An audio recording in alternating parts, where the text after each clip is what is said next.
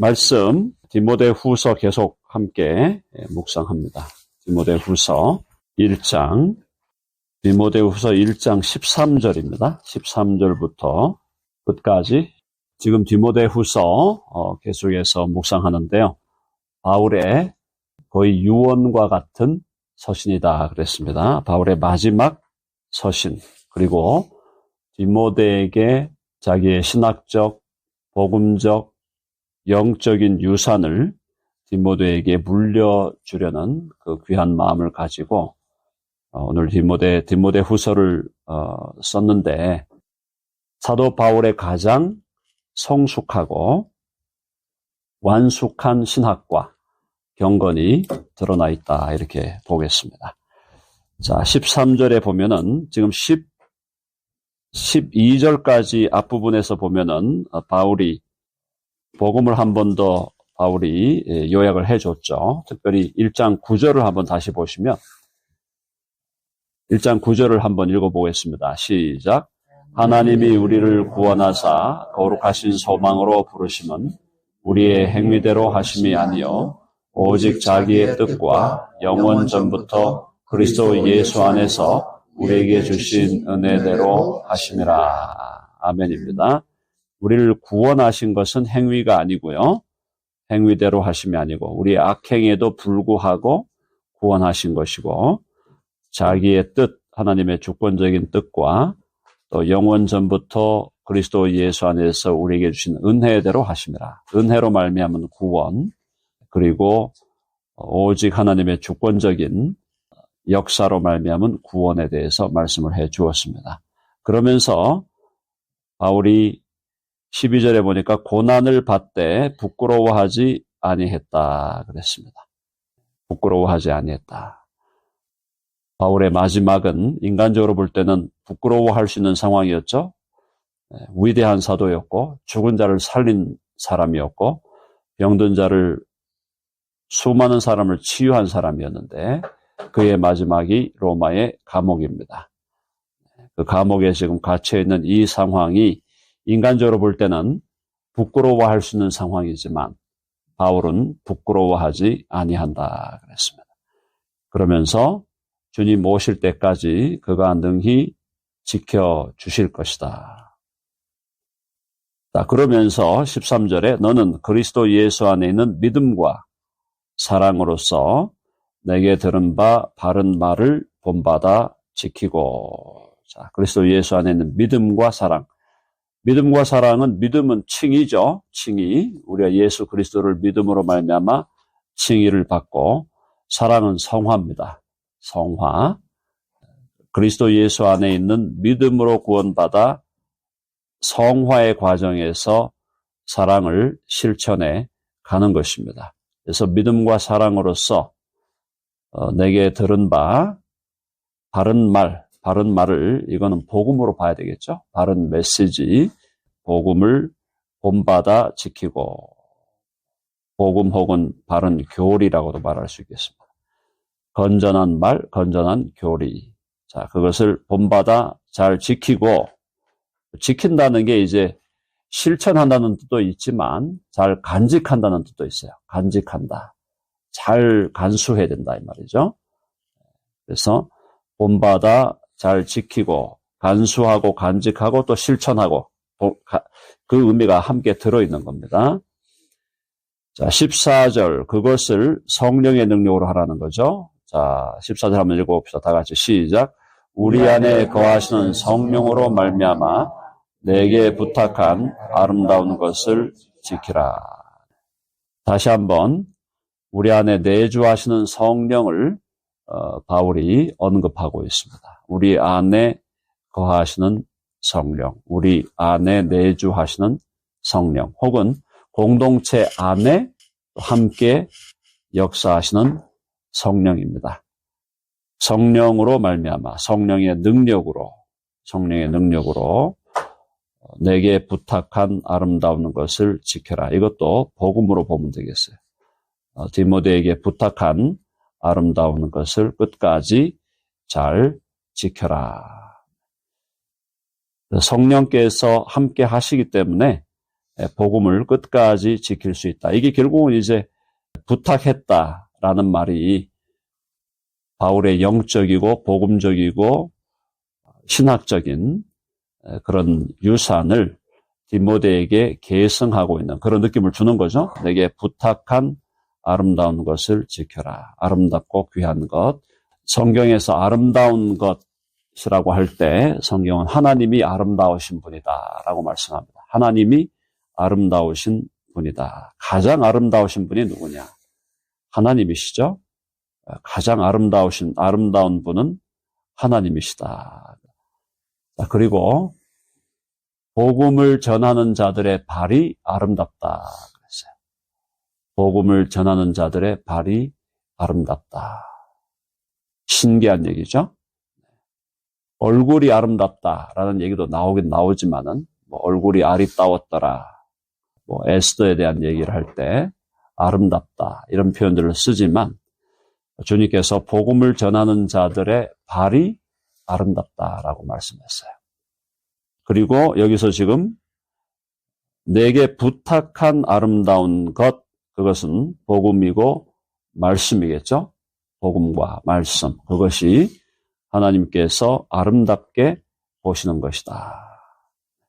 그래서 아름다운 것이 많이 있어요. 우리 주님 안에서. 근데 특별히 하나님께서 아름다우신 분이고 또 우리 주 예수 그리스도가 또 아름다운 분이죠. 예수 그리스도가. 우리 찬송가에도 내 주님 입으신 그 옷은 참 아름다워라 이런 찬송도 있는데 아름답다는 것 하나님 주 예수 그리스도 또 삼위일체로 보니까 성령님 그리고 그분의 복음 그리고 그 복음을 전하는 사람들의 발이 아름답다. 참 중요한 얘기입니다. 우리가 진정한 의미에서 기독교 미학이죠. 기독교 미학, 기독교적인 미학, 아름다움이란 게 뭐냐라고 얘기할 때 복음을 전하는 자들의 발도 아름다운 거기 때문에 참 우리가 복음 전하는 일에 더 열정적으로 임해야 되겠다라는 겁니다. 자, 15절 이하에서는 바울이 동역자들이 있었고 또 배신자들이 있었다라는 걸 알려줍니다. 아시아에 있는 모든 사람, 이 아시아는 소아시아입니다. 지금의 튀르키예. 아시아에 있는 모든 사람이 나를 버린 이 일을 내가 아나니 그 중에는 부겔로와 허모게네도 있느니라. 많은 사람들이 바울을 버렸다라고 말합니다. 자, 이게 참 이것도 신기한 일이죠. 신비한 일입니다.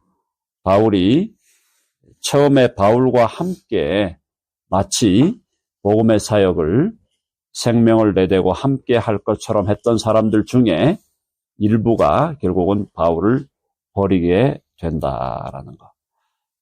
자, 그럼 이걸 이제 이 사람들이 구원을 원래 받았는데, 원래 구원을 받은 사람이었는데 이 사람이 중간에 가서 하나님을 버리고 탈락하는 것이냐, 구원에서 탈락하는 것이냐, 아니면 처음부터 구원을 받지 못한 자들이었는데 마치 구원받은 자처럼 위선자로 행하는 것이냐. 신학적인 논쟁이 있습니다.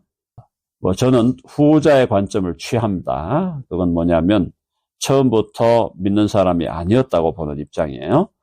자, 그러나 어쨌든 바울과 같이 위대한 복음의 사역을 했던 사람도 그 옆에 가짜들이 있었다. 이건 뭘 의미하는 거냐? 그래서 우리가 피할 수 없다는 겁니다. 열심히 주의하고 하겠죠. 이 사람이 진짜 우리 편이다라고 생각할 수도 있겠고 또 정말 믿는 사람이다라고 생각할 수 있는데 중간에 가다 보면 나타난다는 거죠. 피할 수 없어요. 누구도. 바울도 못 피했는데 아니 우리 예수님도 못 피했어요. 예수님도 12명 중에 한 사람은 배신을 하고 말았죠. 그러니까 이 이야기를 조금 더 우리가 교회론적으로 끌고 가면 어떤 교회도 100% 믿는 사람만 와 있는 교회는 현실적으로는 없다라고 봐야 됩니다. 기대하기는 우리 교회에 한 30여 명 나오는 교회 30여 명 모두가 한 사람도 예외가 없이 정말 진정으로 믿는 사람이고 우리가 천국 갔을 때 다 같이 만나기를 바라지만 현실은 그렇지 않다라는 거죠. 뭘 의미하는 거냐? 편안해 보이지만 영적인 싸움이 있다라는 겁니다.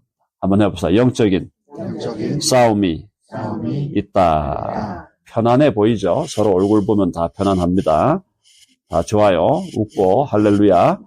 좋은데 실제로 보이지 않는 세계 속에서는 영적인 싸움이 지금 진행되고 있다는 거예요.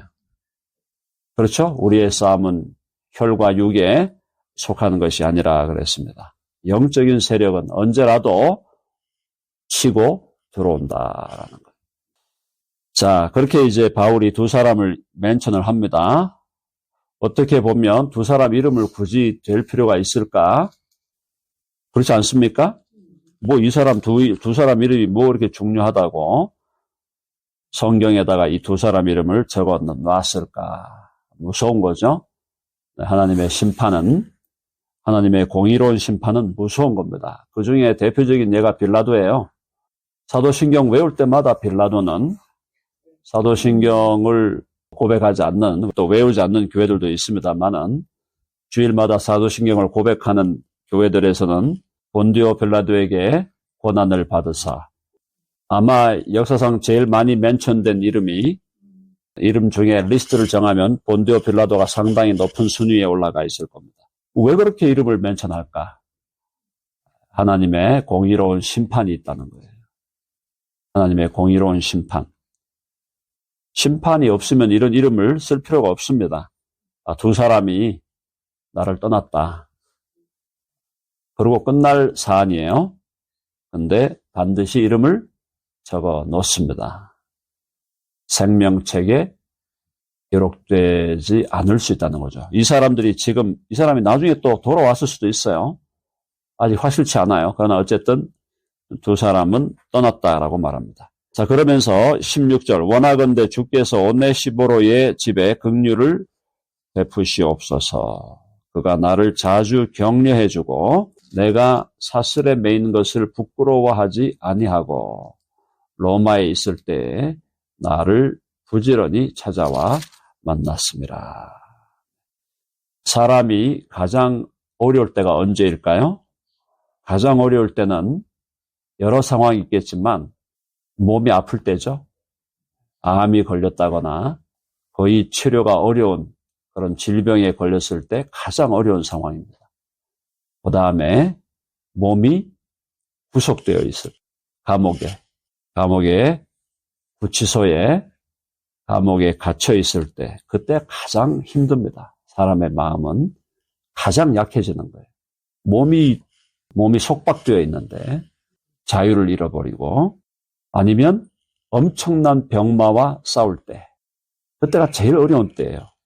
그런 상황에서 지금 바울은 감옥에 갇혀 있잖아요. 바울이 뭐 잘못한 게 있습니까? 자, 우리는 감옥에 가는 사람이 다 죄가 있어서 간다고 생각하는데 그렇지 않습니다. 죄가 없는데도 감옥에 갇힌 사람은 역사상 수많은 사람들이 죄가 없는데도 감옥에 갇혔다라는 거예요. 뭐 대표적인 게 우리 구약의 요셉이 무슨 죄가 있었습니까? 아무런 죄가 없었습니다. 그래도 그가 감옥에 갇혀 있었어요. 다니엘 감옥에 갇혔습니다. 바울, 세례 요한이 무슨 죄가 있습니까? 세례 요한도 감옥에 갇혔어요. 바울도 감옥에 갇혔고 교회 역사상 2000년의 역사 동안에 수많은 믿음의 사람들이 복음 때문에 감옥에 갇히게 됩니다. 엄청나게 많아요. 자, 그래서 감옥에 갇혀 있을 때 가장 마음이 약해질 수 있고 가장 연약한 때입니다. 가장 힘든 때예요. 이때 오네시보로라고 하는 사람이 그가 나를 자주 격려해 주었다라고 말합니다. 그리고 내가 사슬에 매인 것을 부끄러워하지 아니했다. 자, 친한 사람으로 지냈어요. 20년, 30년을 아주 친하게 지냈는데 갑자기 이 사람이 감옥에 가버립니다. 그때 진정한 친구가 친구였냐 아니냐가 드러나는 거죠. 감옥에 갔어요. 그다음부터 입을 싹 닦아버린 사람이 나옵니다. 반드시 나옵니다. 감옥에 갔는데 찾아오는 사람들이 있습니다. 바울이 그런 걸 느낀 거예요.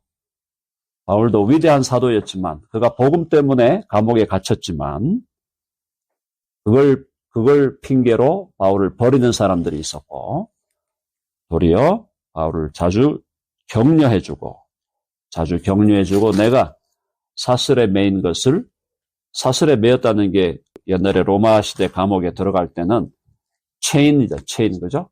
쇠사슬로 묶어버리잖아요. 요즘에는 뭐 포승줄 같은 걸로 묶으니까 조금 덜한데 옛날에는 뭐 쇠로 그냥 묶어버리니까 사슬에 매이는 것을 부끄러워하지 아니하였다. 이 사람이 진정한 동역자죠. 동역자. 그래서 우리 세상 말에도 어려울 때라야 진짜 친구가 누군지 그죠? 알게 된다 그러잖아요. 자, 로마에 있을 때 나를 부지런히 찾아와 만났습니다. 바울이 이 사람을 통해서 오네시보로를 통해서 많은 위로를 격려를 받은 것 같습니다. 자, 그래서 그 사람의 집에 주께서 긍휼을 베풀어 주시옵소서. 왜 긍휼을 베풀어 달라 했을까? 뭔가 모르는 오네시보로의 집안의 상황이 어떤 어려운 상황이 있었을 것이다 라고 추측을 해봅니다. 잘 돌아가는데 특별히 긍휼을 베풀어 달라. 그것보다는 성경이 정확하게 언급하지 않지만 이 오네시보로의 집에 어떤 어려움이 있었지 않나라고 생각을 합니다. 그래서 그 집에 긍휼을 베풀어 주시옵소서. 그래서 바울은 이런 어려운 상황에서 정말 자기를 배반한 사람들을 또 언급을 하고 또 자기를 옆에서 돕고 격려해 줬던 사람들을 멘션을 하고 있습니다. 18절 원하건대 주께서 그로 하여금 그날에 주의 긍휼을 입게 하여 주옵소서. 이건 또 조금 종말론적인 언급이네요. 그래서 그로 하여금 그날에 이 그날 파루시아입니다. 파루시아 주님의 재림의 날이에요. 그날에 주의 긍휼을 입게 하여 주옵소서. 결국 이제 이 사람이 궁극적으로 주의 긍휼을 입어 구원 얻는 반열에 서게 하여 주옵소서. 이 사람이 이미 구원을 받았다고 볼 수 있겠는데 어쨌든 끝까지 그 믿음을 지키고 주의 긍휼을 입게 하여 주옵소서. 또 그가 에베소에서 많이 봉사한 것을 네가 잘 아느니라. 지금 디모데가 어디에 있습니까? 에베소에 있습니다. 그죠? 에베소 교회를 목회하고 있는 디모데에게 바울이 이 서신을 보내고 있는 거예요. 그래서 이 오네시보로가 에베소에서도 많이 봉사했다. 교회를 섬겼다는 겁니다. 여기서 뭐 많이 봉사한 게 어디 가서 소셜 봉사한 게 아니고 교회를 섬겼다라고 말씀하고 있습니다. 두 절만 더 합니다. 2장 1절 내 아들아 바울이 디모데에게 내 아들아 그러므로 너는 그리스도 예수 안에 있는 은혜 가운데서 강하고 be strong, 그죠? be strong in grace, in the grace of the Lord Jesus Christ. 그죠? 자, 너는 그리스도 예수 안에 있는 은혜 가운데서 강하고 하나님의 은혜 가운데서 강해라. 여러 가지 의미가 있겠죠. 네, 하나님의 은혜를 힘입어 그리스도 예수의 은혜를 힘입어 네가 강한 사람이 되라는 표현도 있겠고 아니면 그리스도 예수 안에 있는 은혜를 깨닫고 누림에 있어서 더 강해져라 이런 의미도 될 수 있겠어요. 어쨌든 그리스도 예수 안에 있는 은혜 가운데 강해져라. 그리스도 안에서 강한 사람이 되는 것. 사랑하는 여러분, 저와 여러분 모두가 강한 사람이 되기를 간절히 바랍니다. 강하다는 것은 여기서 육신적인 의미는 아니죠. 영적인 의미입니다. 육신적으로 연약할 수 있고 병들 수 있고 병마와 싸울 수 있지만 영적으로는 강한 자가 될 수 있다는 거예요. 그리스도 예수 안에 있는 은혜 가운데 거하면 강한 자가 되고 아니면 또 그 은혜를 깨닫고 누림에 있어서 강한 자가 되어라. 그러면서 대를 이어 복음을 전하라고 얘기합니다. 또 네가 많은 증인 앞에서 내게 들은 바를 충성된 사람들에게 부탁하라. 그들이 또 다른 사람들을 가르칠 수 있으리라. 영적인 4대죠. 영적인 4대를 얘기합니다. 바울이 디모데에게 전했고요. 또 디모데가 충성된 사람들에게 전하고 충성된 사람들이 또 다른 사람들에게 전합니다. 영적인 세대 계승을 4대로 할 것을 요구한다. 그럼 뭐 4대로 끝나라는 게 아니라 계속 이어지기를 바란다. 나에게 들은 바, 복음이죠. 복음을 충성된 사람들에게 부탁해라. 디모데에게 맡겨준 사람들 부탁해라. 그리고 그들이 또 다른 사람들을 가르칠 수 있으리라. 네, 우리에게 복음을 전해준 사람들이 누구입니까? 복음을 이어받은 사람으로 다시 또 다른 사람에게 복음을 전하는 일. 이것은 책임이면서 특권이에요. 복음을 전하는 거, 복음 전하십시오 하면은 굉장히 부담감 느끼는 분들이 있는데, 부담감 느끼지 마시고, 복음을 전한다는 것은 특권이에요. 복음 전하는 것에 대해서 하나님이 반드시 상급을 주시겠다고 약속하셨어요. 상급을 어디에 쌓으실래요? 여기서 주식하고 증권 해가지고 돈 모으시겠습니까? 아니면 영원한 하늘나라에 하나님 나라의 상급을 쌓으시겠습니까? 복음을 전하고 복음을 계속해서 계승시키는 저와 여러분 되기를 간절히 바랍니다.